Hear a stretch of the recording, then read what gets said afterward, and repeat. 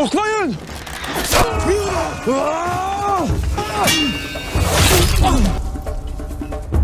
Halil!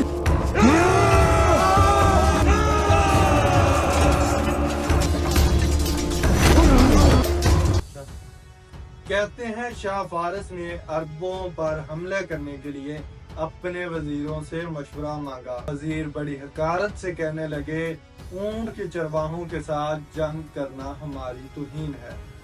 Shah फारस अक्लमंद इंसान था।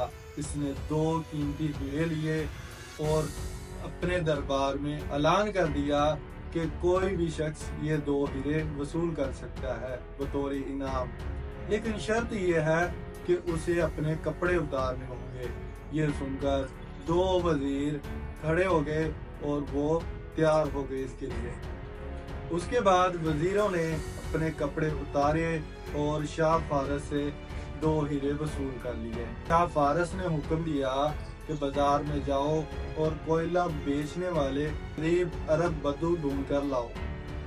हुक्म की तामीर हुई और एक गरीब बदू को वो उठाकर महल में ले आए। शाह फारस ने उसे हुक्म दिया कि तुम ये जो 2 कीमती हीरे देख रहे हो ये तुम हासिल कर सकते हो, लेकिन शर्त ये है कि तुम्हें अपने कपड़े उतार के नंगे खड़ा होना होगा। ये सुनकर वो गरीब बदू बोला कि मैं कपड़े तो दूर की बात, मैं अपने सर से पगड़ी भी नहीं उतारूंगा। गैरतमंद कौमें अपनी खुद मुख्तारी और अपनी इज्जत की यूं हिफाजत करती हैं।